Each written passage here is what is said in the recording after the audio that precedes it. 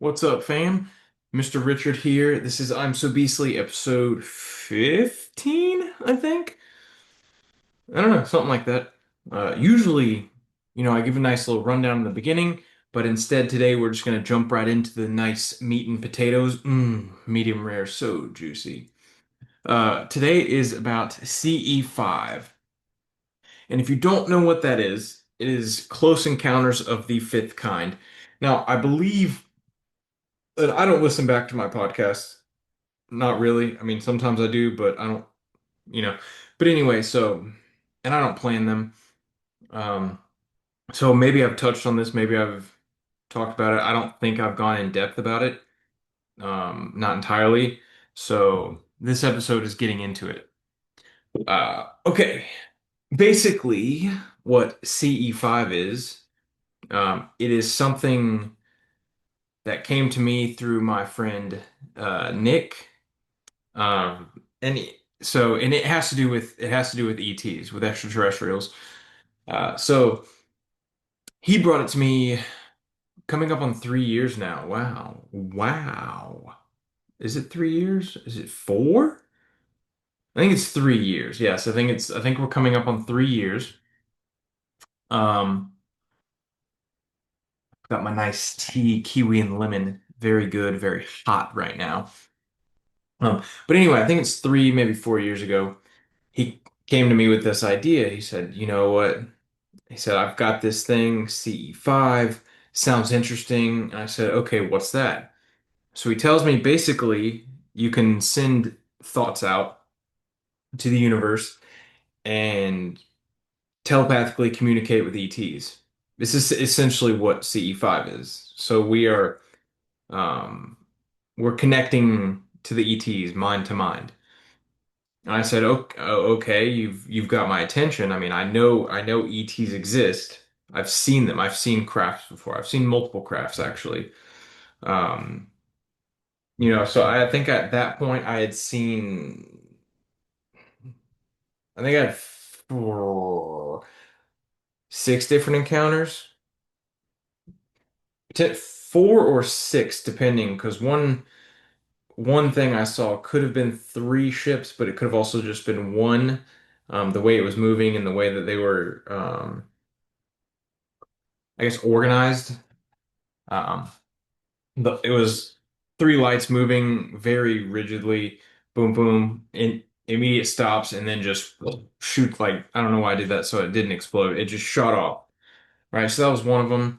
Another one was just an immensely concentrated light up in the sky, stationary, and then all of a sudden just shoots off and, like a diamond in the sky, just twinkles away.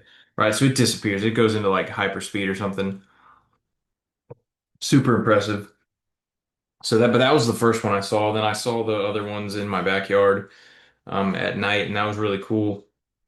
And I had seen another one. I don't remember exactly when or where it was. Actually, yes, I do. No, no, I don't.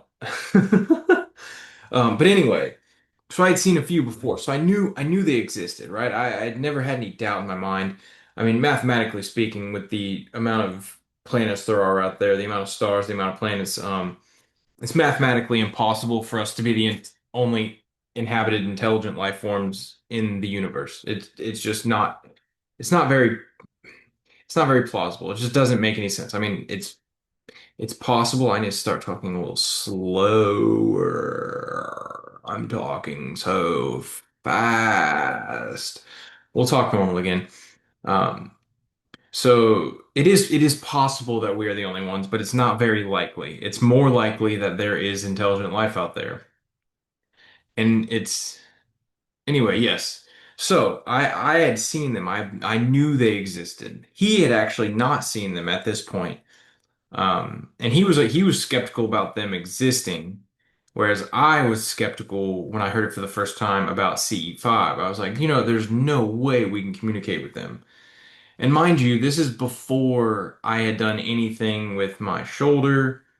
Um, is well, yeah, so it would have been 3 years ago. So this is before I did anything with my shoulder with the pain. Um, and really understood or looked deeper into what the mind could do. So I was like, you know what? Okay, we'll try this. And so it was my friend Nick and our friend Kevin at the time.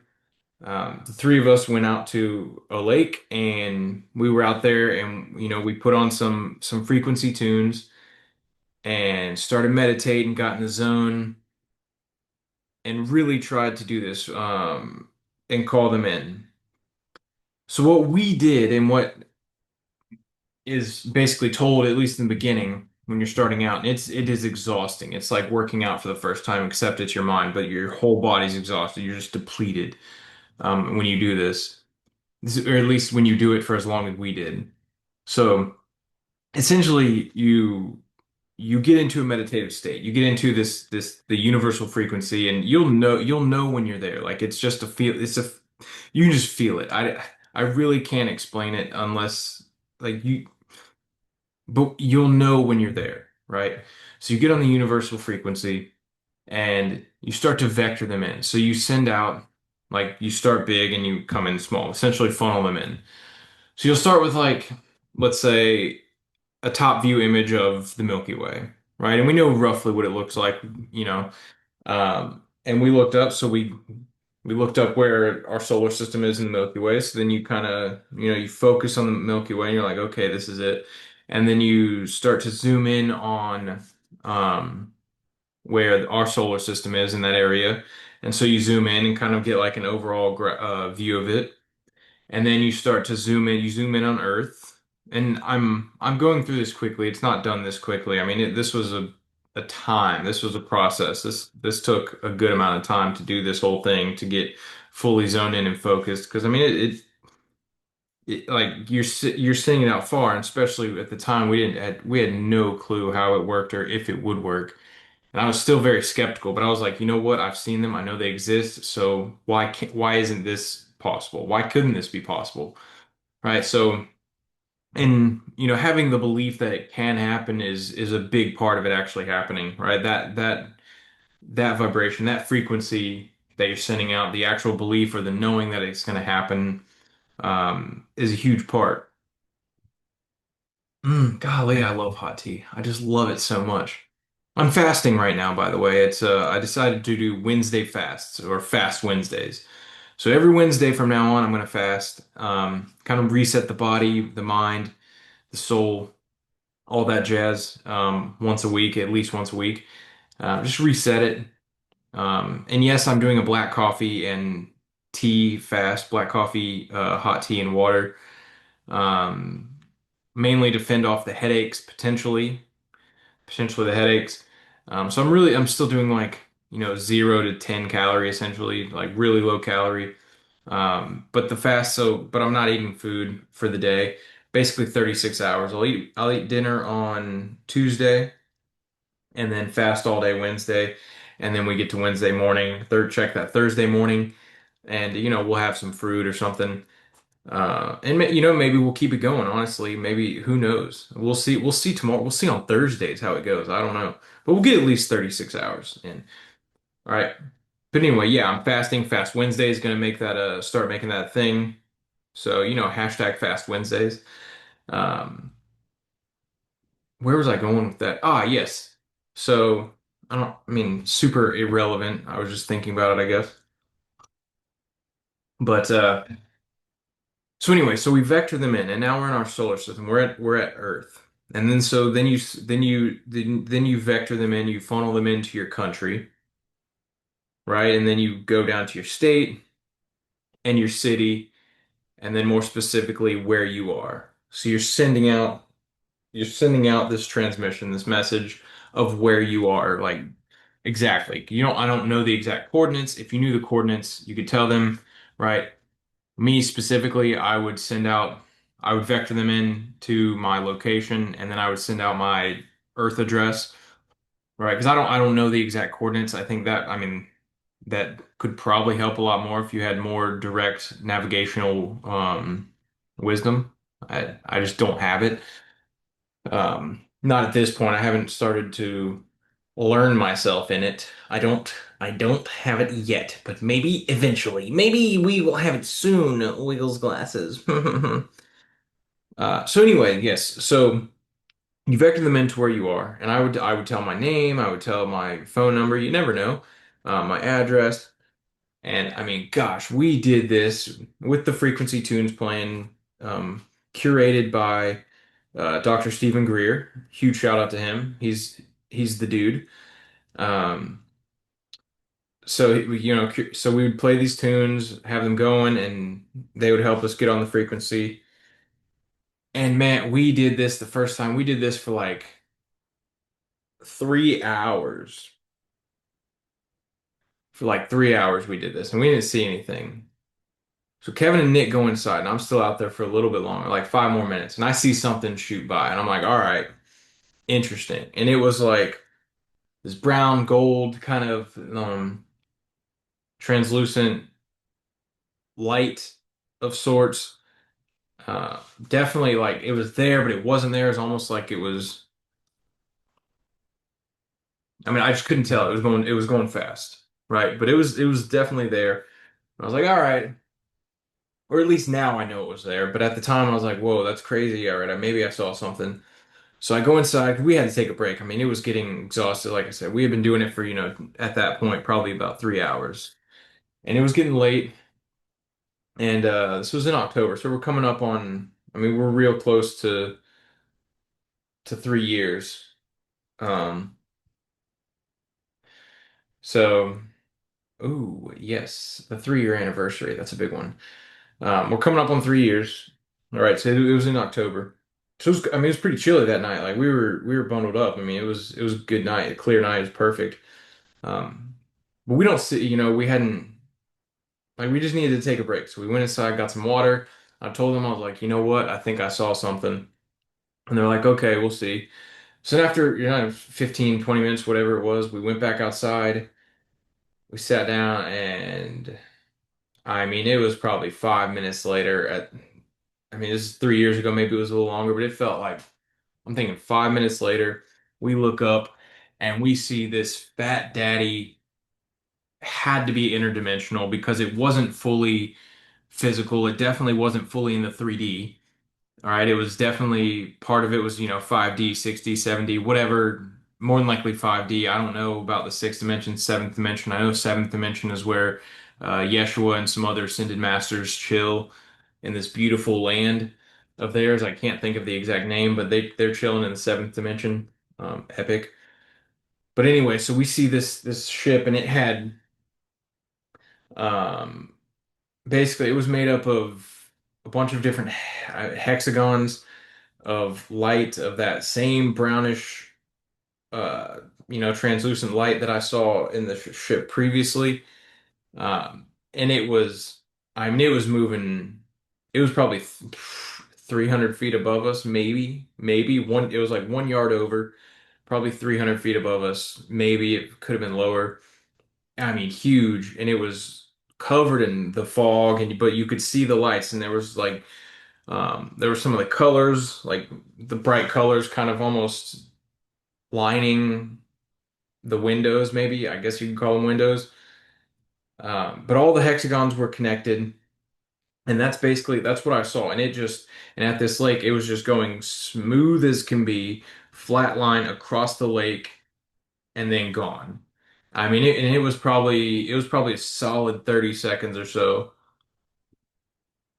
But once again, time gets kind of distorted in these types of moments, but it was probably about 30 seconds or so. It's um from how I recall. And we all like look at each other like, are you like, what the heck was that? And so, we're like, I mean, we're freaking out. So we end up going inside and we say, all right, don't say anything to each other. Let's get some paper and draw what we saw. We all obviously saw something. Right?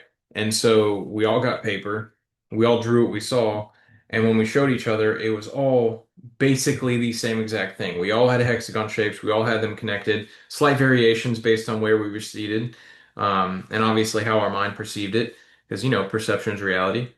But we all drew the same thing. It was absolutely epic.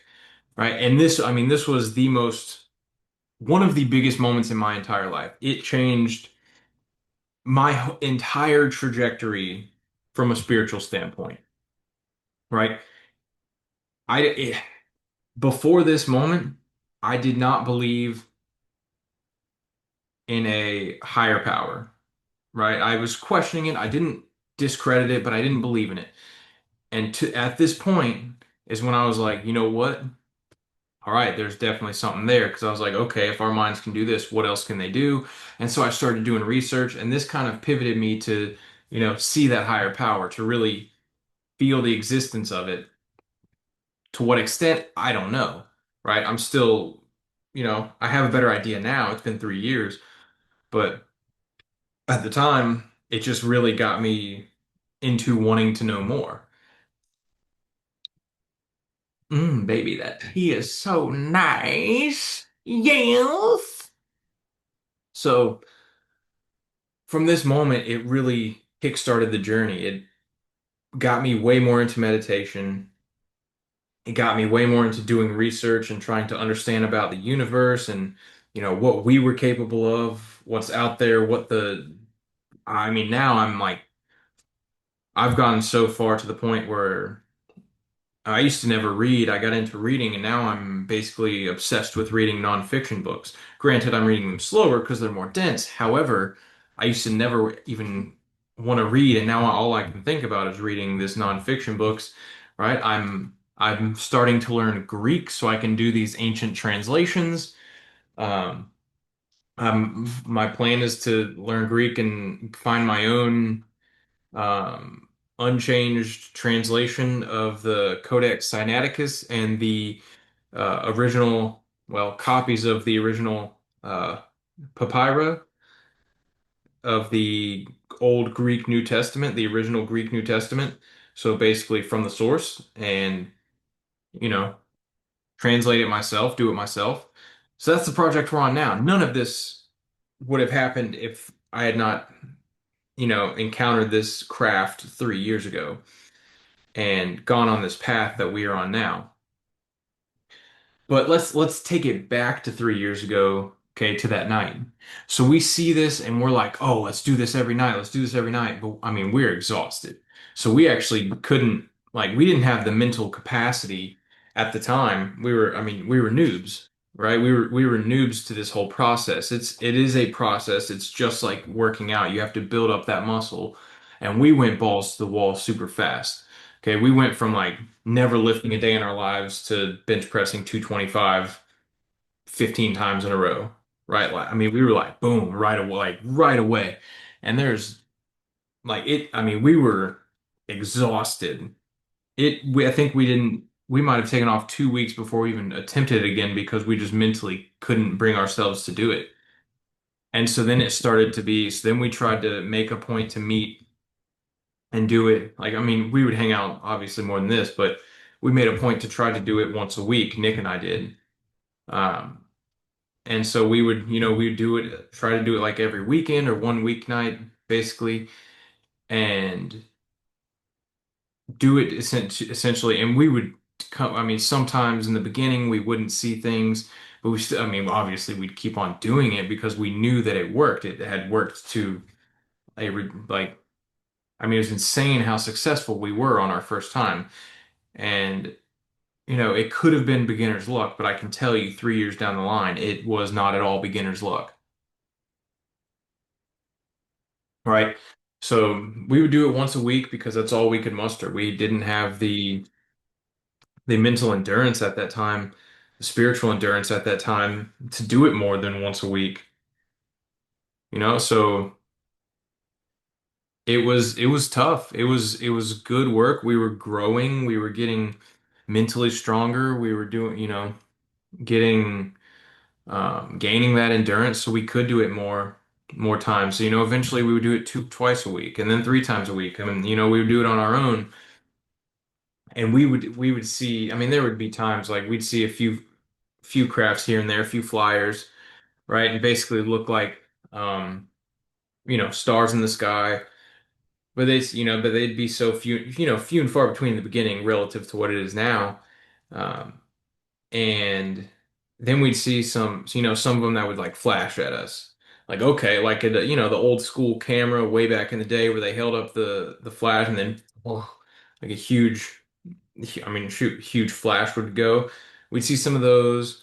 We'd see some streakers, which is basically like imagine a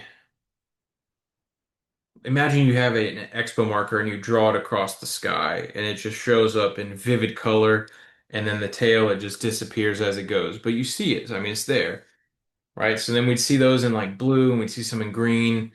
A lot of what we saw was bright white lights, with big, a lot of tails. We'd see some, I mean, we saw some like drone-like things, called beacons, I guess. We saw beacons with red lights. We saw beacons with blue and green lights. I mean, we've seen all that stuff. We've seen some that look like sparklers flying across the sky. Uh, I don't even know how else to describe it because I looked this up and there were not a single rocket or satellite launch anywhere in the world, on that day or the days surrounding it. But I've seen three mothership offloads is the only way I can describe it. Where there were probably 20 plus crafts at a time. Um, I mean, it's been like I in the past 3 years, I've not probably I've definitely 100% seen, I'd say, well over 500 crafts. Some are more, I guess you could say from a 3D standpoint, more impressive than the others. But I mean, let's be real, they're all ETs. So they're all ET crafts. So I mean, it's all freaking impressive. But, some are more appealing to the eye, I guess you could say. Um, but it's been a wild 3 years, and it all started with CE5.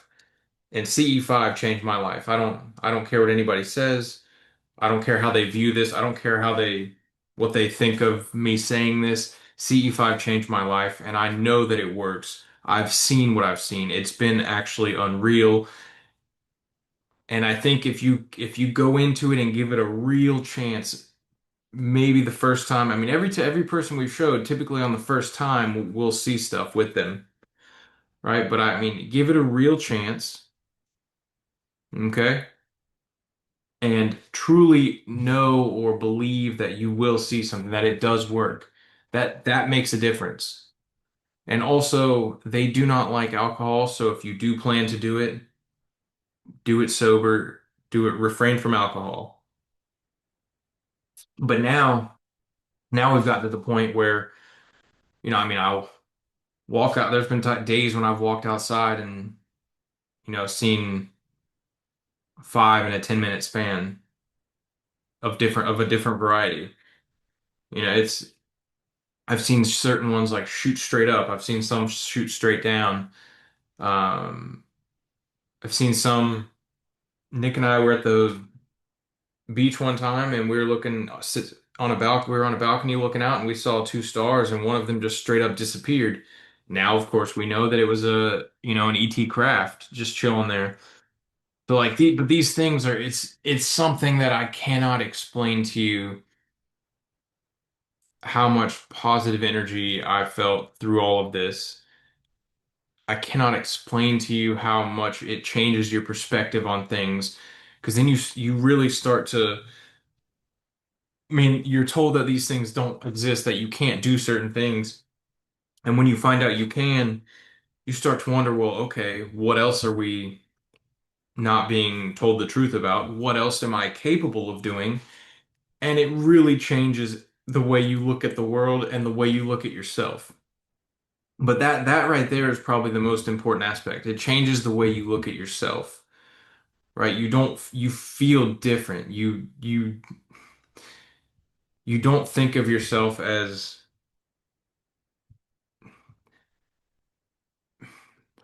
I don't even know how to say it. I guess you become less arrogant, right? I wouldn't say that I was arrogant necessarily beforehand, but as humans are arrogant. As a collective race, right, of Earth, humans are arrogant. And this kind of drops you down a peg. This helps you lose your ego, right? And this is what it's all about, is losing the ego. Okay, so and that's essentially the self-dying. So if you lose the ego, you really get a greater appreciation of everything else, and you are really able to actually become who you're meant to become when the ego dies. Okay, you just view things differently. I don't know how to describe it. I really don't. It's it's one of those things that you need to experience for yourself, and you should experience it for yourself, right? It is life-changing. One way or another, it is life-changing. And it may not have the same impact on you as it did on me. You may not follow anywhere near the same path that I have gone after having this experience, this CE5 experience. But it is definitely worth that one-time feeling, that one-time understanding that you can do far more than you've ever been told. You can do far more than you even think is possible, right? It just opens up a whole new world of possibilities. But on that note, we are going to end this episode. This is episode 15. I'd like to end by saying, or at least add in there, as always, in my books, the links to my books are below. We have Winston Feathersby. I'll let you know how it goes, and Dream Journal, and the book that I'm currently reading, Holy Blood, Holy Grail. The link will also be down there, provided I can find it. Um, so there's those three books will be there. Also, a nice update on my follower subscriber vision. Let's see, we are on episode 15, I think. So that is 119 episodes to go before we hit our million vision. Currently, we have 27 subscribers on YouTube, so nice. We went up. Excellent. And we have 10 followers on Spotify, making that a total of 37 out of a million. Long way to go, but we are making progress. So let's get it. Um, but yeah, I'm Mr. Richard. This has been I'm So Beastly. Check out CE5, right? But I apparently I'm terrible at endings. So we're just gonna finish with this. I'm so beastly. You are so beastly. We are so beastly.